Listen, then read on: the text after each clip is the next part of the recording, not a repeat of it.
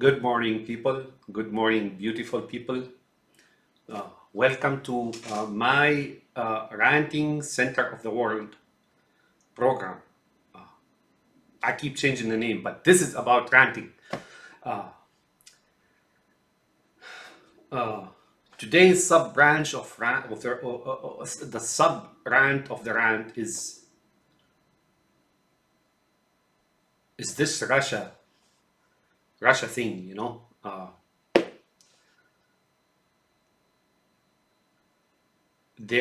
I'm gonna make it like a warning, right? Uh, Lately, I've heard that China is sending troops into Russia for supposedly a joint exercise. At this time, I don't know. After they've been knocked out by the United States in this Taiwan thing, right? Maybe they're thinking foolhardy stuff, trying to retaliate by maybe, I don't know, maybe trying to send troops to Russia to aid Putin. Now, European citizens, here's the deal for you. Don't think Putin is an isolated occurrence or incident or a creature. He's got support. He's got heavy support from Israel and its umbrella, whether it's China, whether it is the Arab rulers, such as those of the Gulf and Egypt and Syria and Iraq and Syria and so on. And these guys are like superficial rulers here, but and not much they can do. And Algeria and India and oh, you don't know what's his name? Modi, the Malabar Curly or Kerali. He's a new world order, right? So he got support and possibly from Japan too. There's evidence that Japan is supporting him. And China with hardware and that's easy. You should think about it, right? If they want to support him, what do? They take the manufacturing of like those those tanks and guns and into China, and they manufacture, right? Supposedly, right? So I would be, if I was a Western leader concerned about the West, I would be very, I would focus on this thing, like sending troops. I would look at it with keen eye. I would watch it closely, that movement. And I'm sure probably they're doing that. But where do they stand? I don't know. However, if I was one of the Western establishments, and I'm not, nor will I be of those establishments, I would make it clear that if you're in, we're in. This is what this means. If Chinese conscripts or soldiers or militias begin to show up on the battlefield on the Ukrainian front, then the Western countries should send troops into Ukraine as well. So this is no longer a war of Ukraine. If China joins the fight, this is not just Ukraine's war anymore. Well, it never has been, really. This is the West's war. But obviously, it has evolved into something else after 6 months of heroism by the Ukrainians and the apparent and the actual frail nature of the Soviet establishment, right, as an entity that can fight and so on and so forth. That they didn't count on. Like these guys are always negligent of one thing or another. And sure enough, one way, just like a criminal, you will be negligent of one way or another, right? That's why when you see those programs on TV explaining about those police and investigative shows and so on, and the reality shows, and like the 48, first 48, blah, blah, blah, blah. And then you wonder, why are they telling the criminal what to do? No, because the criminal, no matter what the criminal does, if it is a crime they're committing, they will always leave and loose ends, and they will never be able to tidy up the crime. So no matter what, folks, these guys always negligent of something. One of the things they're negligent of is like really the modern citizen is not a warrior, right? Well, not always. The Ukrainians showed to be so, and so do others, but not the Soviets, not those Russians, not those new order or progressive. I don't know what you call them. Anyways, Whatchamacallit, whatchamacallit, that's a term I learned when I came to the United States. The elders used to use it, right? And something crossed my mind the other day and I used it. So whatchamacallit, this is a warning for you folks. That establishment in Moscow is not a loose end, is not an independent entity. No, no, no, no. I'm warning you folks. These guys, and I said this before, the strategy is one. These guys from the East are trying to take over, and they have achieved a lot of that so far, right? But it's really superficial. And then change this into a real communism. Why did they destroy communism? Why did they falter in communism? Why did they allow communism to falter? Why? So and so and so. Well, lapse of reason, as well as inability to fight, as well as many other things. However, that's what they strive on achieving. So they followed a new way and method, right? After the collapse of the Soviet Union, they knew communism is not going anywhere with the way it is, in establishing their total rule over the world. So they followed another way. I mean, they throw you a. It's instead of a nationalist, if instead of being a nation on the level or scope of a nation, or inclusive to a nation or world population and so on, now they're focusing on the individual. You trap the individual, ultimately the state will establish that tyranny, and state of terror will establish itself, right? It'll be easy to establish. That's their thinking. They will falter again. I told you that, and the signs of that already happening. However, what I'm trying to say is, so they relaxed their rule a little bit after the failure of the Soviet regime and communism. Like, remember Khrushchev? Khrushchev, he was the premier of the Soviet Union. Khrushchev, I don't know why they call him Khrushchev or Khrushchev, like Crewchef, Khrushchev. Like, if you're in the hood, that will be the overseer of the gang, or if you're like a cowboy, he'll be like the leader of a posse. So Khrushchev, was defeated in Cuba, right? And then that put a damp on them. But really, they never stopped. They kept moving on and burgeoning and spreading, and eventually they really met their match. And the bloodthirsty weasel met its match in Afghanistan, and then it faltered, right? Got destroyed. And then now they try to make it sound like they are democracy weasel. So democracy weasel has been, for a long time now, adopted by Moses the Crow. So back to reality, folks. The strategy is not going to change. Once they have achieved total control, then the state of horror and tyranny will happen. If you recall, like that song about, Aldous Huxley, you choose your child from a tube or something like that. No, it's not going to be that simple where you're satisfied with what's going on. It's going to be, first of all, they're going to neutralize so many, and they're going to, neutralize meaning like genocide people, whether by drugs or by like some kind of vaccines or whatever, and then they leave a certain class, right? Not necessarily here and there. You may think this is fiction and I'm entertaining a fiction. If you don't entertain that notion, you're the one who is in a fiction. I'll give you an example. I read the title of a book the other day by a Shiite. This Shiite had a title. I didn't read the book, but I'm gonna make an assumption. He called it the world without white race.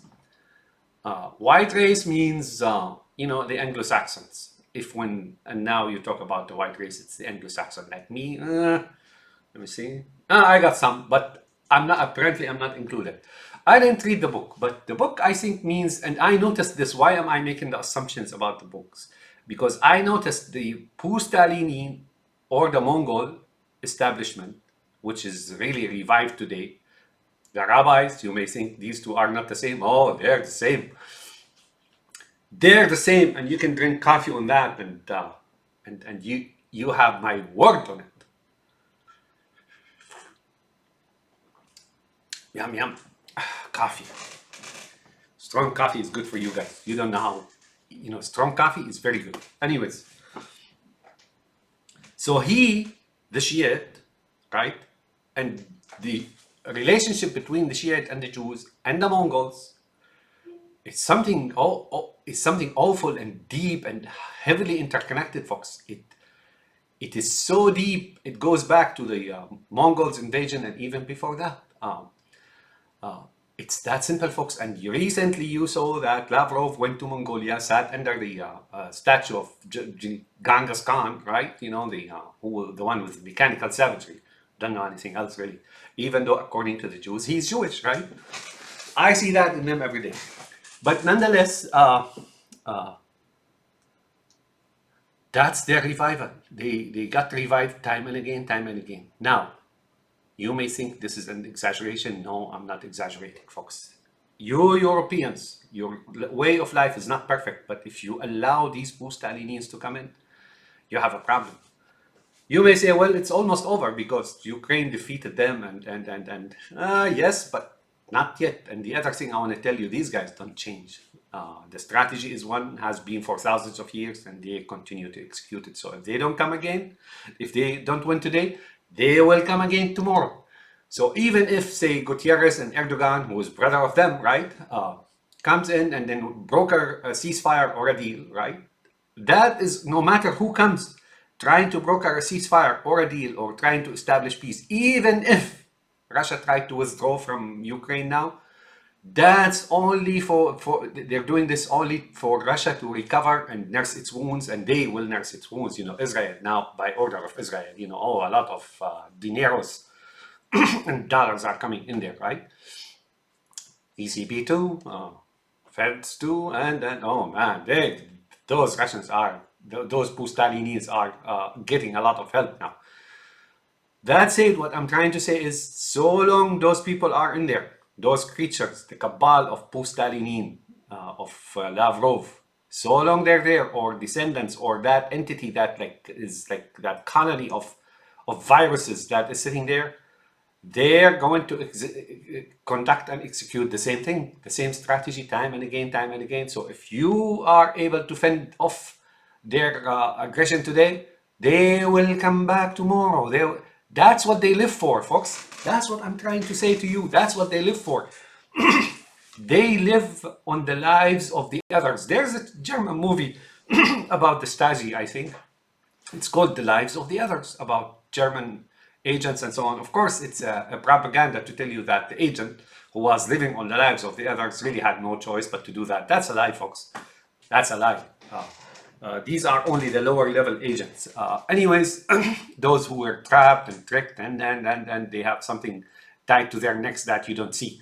But nonetheless, that's who they are. You want to see the picture? See it in the Middle East. Those Iranian regimes, the Ayatollahs, this is a surrogate of Israel, right? This was a military coup against the Shah for Israel to take over. If you see it any other way, you have no clue what's going on in this world. How do you know that? Guess what? You see it in their behavior every day. Their interaction, their wars, their fighting, and they have yet to fire one bullet at Israel like they say they do. But now back to this white race, the Shiites. This guy written a book, and I know I've seen it here every day among those people and so on and so forth. They hate white race so much that they want to remove it from the face of the earth, whether they're Shiites or Alawites or whoever it is.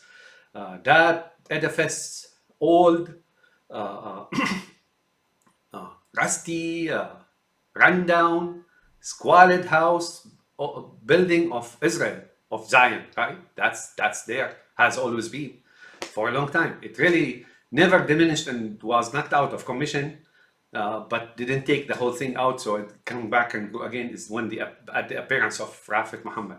They gave you Batman as a god. Well, you know what I'm talking about, right? And they gave you, they do that sometimes, I know, watch out that, right? I see those, I don't know what they mean. Like, I think this means watch out or something. I don't know. Anyways,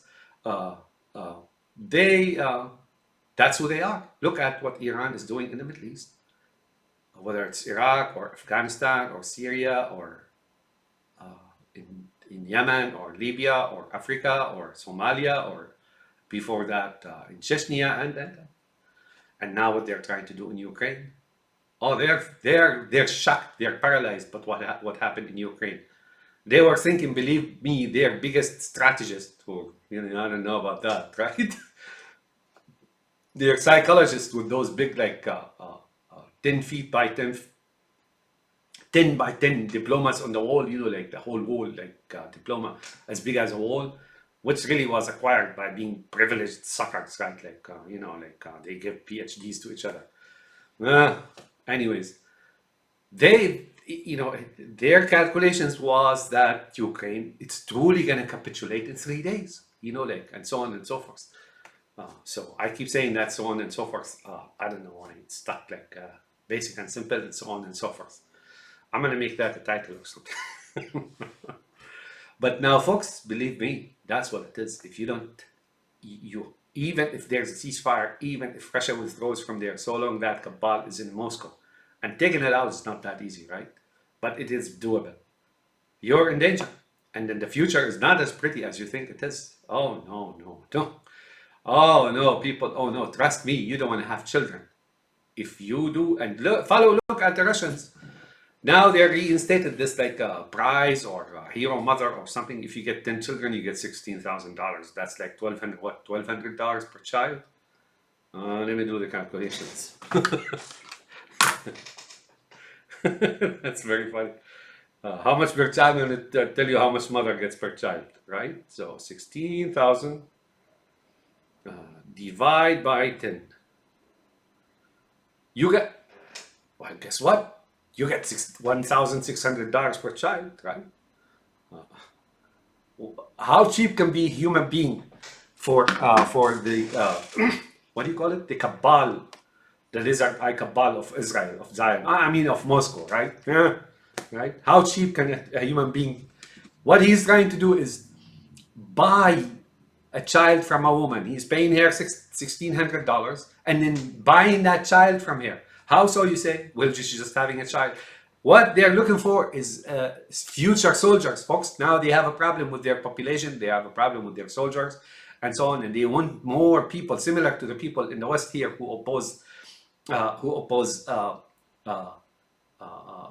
abortion, and you think they oppose abortion because of life, and their lives, folks. They need soldiers. That's all they do. And to them, it's like thin population. It's not good. You can have all the technology you want to. At the end of the day, battles are decided on battlefield, soldier to soldier.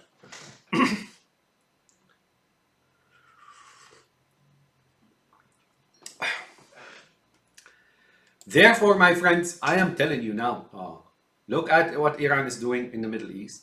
And their purpose is eternal, folks. It's not something new, it's not ephemeral, it's not temporary,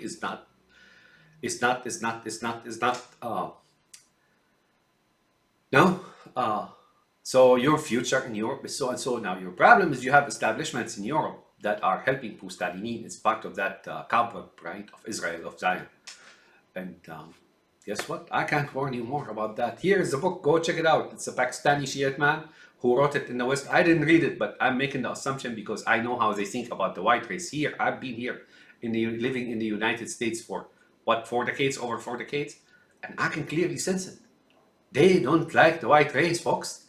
And the Jews, the Zionists and the Shiites are one and the same. You may think that's not the case. That is the case, folks.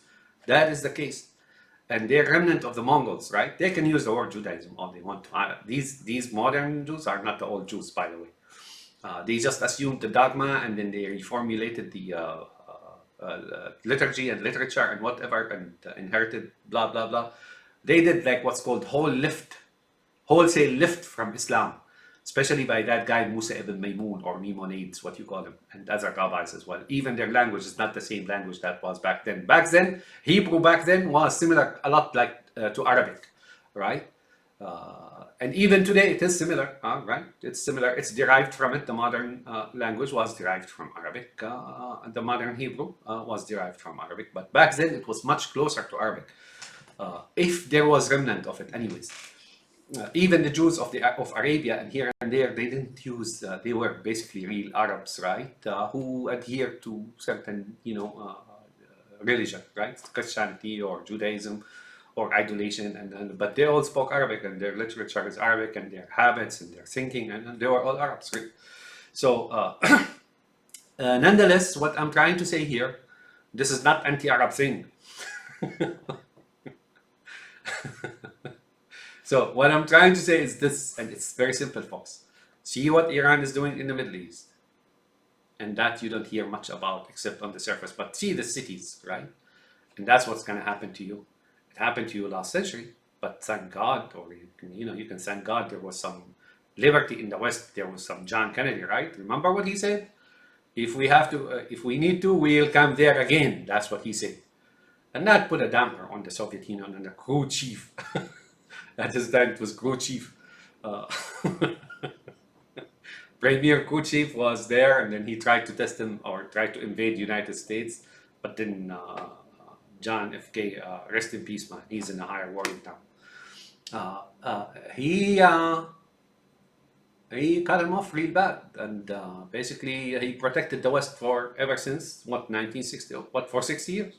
John Kennedy protected the West from falling into communism totally. I mean, it's already like here and there, tentacles are here and there. You got the Trump, you got the Obamas, you got the Lindsey Grahams, you got whatever, blah, blah, all these officials, right?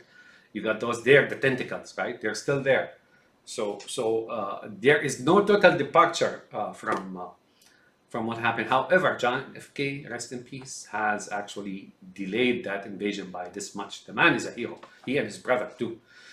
And there are many like them. I must admit, this country I've come to discover, it's not yet void of real people that are willing to fight for freedom and so on and so forth. They're misled. Some of them are misled about what's going on.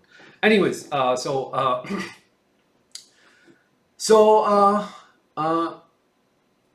if you value your future, if you value your present, if you value your past, you cannot rest, folks. You cannot relax. And listen to JFK, what he said. What did he say about that in 1962, his speech in front of the newspaper guild or union? Talking about munificent salary of Karl Marx and those sickos who wrote, the manual how to enslave people and shit like that. Excuse me. I'm trying to get away from that Dr. Dre syndrome, the MF and shit and so on. Sometimes, it comes out. When you live in the hood, you get that. You live in the hood for a while, especially in your youth, right? You get that Dr. Dre syndrome. It's the MF syndrome. I have it. The bug is still in me, but I try to push it as much as I can. Anyways, so sorry if I say a lot of MF sometimes, or I don't mean it. It gets once you get the bug in the hood, right? That Dr. Dre's bug, it stays. So, anyways, my dear friends, I'm trying to warn you and make you see the future. Those guys will not give up, folks. Those cabal of Netanyahu, of Ayatollahs, of Assad, of Putin, they will not give up, folks. They're behind all the terrorism in the West, and they're going to come to the West and make sure the world is without white race. Look what the Arabs are gone, basically. Well, remnants remains of them, but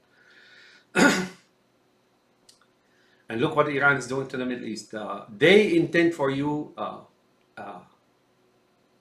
bloodletting. There will be bloodletting, mother of all purges, of bloodletting purges, and so on and so forth. I'm warning you, folks. This negative utopia that you hear about, that was written by Eric Arthur Blair or George Orwell, right?